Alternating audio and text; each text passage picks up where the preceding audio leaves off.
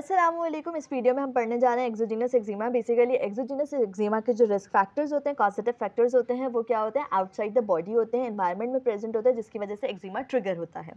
So we have the most important type of the exogenous eczema, that is the contact dermatitis. Contact dermatitis या तो किसी irritant के exposure से होता है या allergic reaction of the skin की वजह से हो रहा होता है। नाउ ये जो contact allergy cutaneous contact allergy reaction होता है, ये इनहेरिटेड नहीं होता बल्कि एक्वायर्ड हो रहा होता है due to the exposure of the environmental या ऑक्यूपेशनल एलर्जेंस। जैसे ही मैंने आपको बताया था कि एक्सोजीनस एक्जिमा इन्वायरमेंटल फैक्टर से इंड्यूस्ड हो रहा होता है। ये डिफरेंस होता है between the exogenous and endogenous. Exogenous के फैक्टर्स इन्वायरमेंटल होते हैं, जबकि जो एंडोजीनस होता है वो इम्यूनोलॉजिकल मीडिएटेड है, जेनेटिकली हो रहा होता है। सो वो चीज़ इसमें नहीं है, इसमें इनहेरिटेंस नहीं होती, इसमें क्या होता है, इन्वायरमेंटल फैक्टर से एक्सपोजर की वजह से हो गई है। क्लिनिकल फीचर्स की बात की जाए तो एक्यूट में इंटेंसली इची होता है, erythema, oedema and vesicle formation हो रही होती है, जबकि क्रॉनिक में लाइकेनिफाइड लीजन्स हो जाती हैं, थिकनिंग ऑफ द स्किन हो जाती है। कॉमन कॉन्टैक्ट एलर्जेंस, अब ये वो चीज़ें हैं जिससे आपको एलर्जी हो सकती है, मतलब these are the triggering factors, risk factors. So number 1 कि अगर फुट पे इची रैशेस बन रहे हैं, इचीनेस है और रैश बन रही है, तो that could be allergy to the footwear. Footwear से कैसे कि जो लेदर की टैनिंग के लिए जो केमिकल यूज़ किया जाता है, that is the potassium dichromate, उससे एलर्जी होना किसी इंडिविजुअल को। देन मेडिकेशन दी जाए to treat the leg ulcer, वो भी डर्मेटाइटिस कॉज कर सकते हैं। बहुत सारी मेडिकेशंस होती हैं जो कि डर्मेटाइटिस कॉज करती हैं। हैंड डर्मेटाइटिस हो सकता है ग्लव एलर्जी की वजह से, वो जो रबर एंड लैटेक्स की ग्लव्स होते हैं उसकी वजह से, या फिर ऑक्यूपेशनल एक्सपोजर हो like melon and formaldehyde reason से, या ग्लव्स पहनने के बाद जो आपकी स्किन पे स्वेटिंग होती है उससे एलर्जिक रिएक्शन हो जाए। सो हैंड डर्मेटाइटिस में अगर ग्लव्स के रबर्स या लैटेक्स की वजह से, या स्वेटिंग अंडर द ग्लव्स जो हो रही होती है उसकी वजह से, या फिर कोई केमिकल एक्सपोजर की वजह से, these 3 are the factors for the hand dermatitis. Then fragrance allergy होती है, कॉस्मेटिक प्रोडक्ट्स होते हैं, कोई परफ्यूम वगैरह से किसी भी इंडिविजुअल को एलर्जी हो सकती है। एलर्जी टू मेडिकेशन, जैसे न्यूमाइसिन से कुछ लोगों को एलर्जी होगी, या पेनिसिलिन से एलर्जिक रिएक्शन हो जाता है मेनी इंडिविजुअल्स में।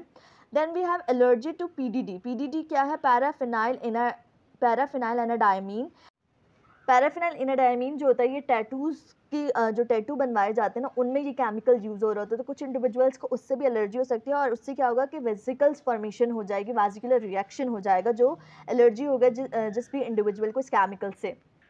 देन कुछ लोगों को ज्वेलरी से, सीजर्स या ये जो कुकिंग यूटेंसिल्स होते हैं उससे भी एलर्जी होती है, that is allergy to the nickel और cobalt metals. Then allergic contact dermatitis and the irritant contact dermatitis, ये 2 टाइप्स हैं of the contact dermatitis. So allergic जो होती है, दैट इज, इसके जो फीचर्स हैं वो ग्रीन से मैंने लिखे हुए हैं, जो कि आपको याद रखना है कि डिफरेंस है बेसिकली इरिटेंट और एलर्जिक का, बताती जाऊँगी साथ साथ। नंबर 1, एलर्जिक में जो पेशेंट है उसको जब डर्मेटाइटिस हुआ, इन्फ्लेमेशन ऑफ द स्किन हुई, स्किन रिएक्शन हुआ, सो उसका प्रीवियस एक्सपोजर हो चुका था उसी सेम एंटीजन से, उसी सेम फैक्टर से, ठीक है। 48 टू 96 आवर्स के बाद जो है रिएक्शन होगा। जैसे कि फॉर एग्जांपल अगर किसी को पॉलन से एलर्जी है, तो पॉलन से अगर वो सुबह एक्सपोज्ड हुआ है तो उसकी बॉडी रिएक्ट कब करेगी, after 48 to 96 hours. Then we have activation of the previously sensitize site by contact with allergens. जैसे मैंने आपको बताया था कि प्रीवियसली वो एक एलर्जन से एक्सपोज्ड हुआ, पॉलन की एग्जांपल लेते हैं, पॉलन से एक्सपोज्ड हुआ वो प्रीवियसली, फर्स्ट टाइम पे उसकी बॉडी ने रिएक्शन नहीं दिया, उसकी बॉडी में क्या हुआ कि सेम एंटीजन के अगेंस्ट मेमोरी बी सेल्स बन गए, आईजीई एंटीबॉडीज़ बन गई, लेकिन कोई रिएक्शन नहीं हुआ। जब सेकेंड एक्सपोजर होगा तब बेसिकली उस एक्सपोजर के बाद आपका इम्यून सिस्टम एक्टिवेट होगा, और आईजीई जो एंटीबॉडीज़ होती हैं वो मास्ट सेल से बाइंड करेंगे, हिस्टामिन्स रिलीज़ होंगे, ब्रेडिकाइनेंस रिलीज़ होंगे, और वो फिर एलर्जिक रिएक्शन देंगे after 48 hours of the second exposure. Then persistence of allergy for many years, फिर ये एलर्जी काफ़ी सालों तक परसिस्ट भी करती है, यानी अगर एक चीज़ के अगेंस्ट आपकी बॉडी में एंटीबॉडीज़ बन गई हैं तो वो परसिस्ट करेगा, वो रिएक्शन बार बार होगा जब जब आपका उस चीज़ से एक्सपोजर होगा। इम्यून मैकेनिज्म कैसा होता है, type 4 hyper sensitivity reaction involve हो रहा होता है। जैसे मैंने आपको बताया कि एंटीजन से आपको एक्सपोजर हुआ, वो एक्सपोजर होने के बाद जो है वो प्रोटीन, वो एंटीजन जो होता है वो हमारे पास पिक्ड होगा by the Langerhans cells, T lymphocyte जो होते हैं उन्हें लिम्फ नोड्स के पास लेकर जाते हैं, और वहाँ पर इसके अगेंस्ट एंटीबॉडीज़ बन जाती हैं, आईजीई एंटीबॉडीज़ बन जाती हैं, और एट द एंड जब दोबारा से उस चीज़ से एक्सपोजर होता है तो IgE एंटीबॉडीज़ मास्ट सेल से अटैच्ड होती हैं, उनके रिसेप्टर से हिस्टामिन्स रिलीज़ होते हैं और प्रो इन्फ्लेमेटरी मेडिएटर्स रिलीज़ होते हैं और इन्फ्लेमेटरी रिएक्शन हो जाता है। So this is all about the immune mechanism of the allergic contact dermatitis.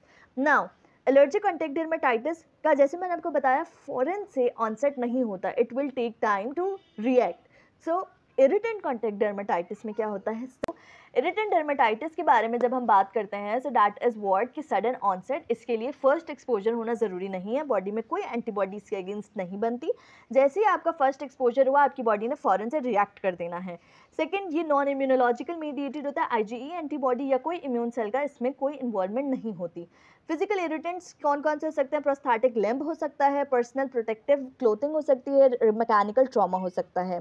Chemical irritants में डिटर्जेंट, सॉल्वेंट्स एंड एसिड्स आ जाते हैं। These are the irritant contact dermatitis causative agents. Then उसके बाद एक और डर्मेटाइटिस आ जाता है, that is the exogenous, that are the photodermatitis. ये जो फोटोडर्मेटाइटिस होता है, ये या तो सनलाइट से एक्सपोजर पर हो रहा होता है या कुछ केमिकल्स की वजह से हो रहा होता है, that is absorbed by the skin. अब अगर आप कोई ओरल एंटीबायोटिक्स, कोई ओरल मेडिकेशंस ले रहे हैं like sulfonamides, phenothiazine, tetracycline and voriconazole, ये सब फोटोडर्मेटाइटिस कॉज करवा सकती हैं। जबकि topically antihistamines, anaesthesia, cosmetics and antibacterials also may cause photodermatitis. These are the causative factors for the photodermatitis. Then phytophotodermatitis क्या होता है? एक तो हो कि आपको लाइट से एलर्जी है, आइदर आर्टिफिशियल लाइट सोर्स या सनलाइट, साथ ही साथ आपको प्लांट से भी एलर्जी है। जैसे ये क्रॉनिक एक्टिनिक डर्मेटाइटिस जो होता है ना, इसमें जो पेशेंट है वो सनलाइट से भी एलर्जिक होता है और साथ ही साथ वो कंपोजिट प्लांट्स जो होते हैं, डेजी और सनफ्लावर, इनसे भी एलर्जिक होता है। So this is about photodermatitis. तो यहाँ तक हमने कवर कर लिया एक्जिमा को इन डिटेल। फर्स्ट वीडियो में हमने इसका इंट्रोडक्शन, इन्वेस्टिगेशन, मैनेजमेंट की। सेकंड वीडियो में एंडोजीनस एक्जिमा इन डिटेल पढ़े सारे, and at the last video exogenous eczema यहाँ तक कंप्लीट कर लिया।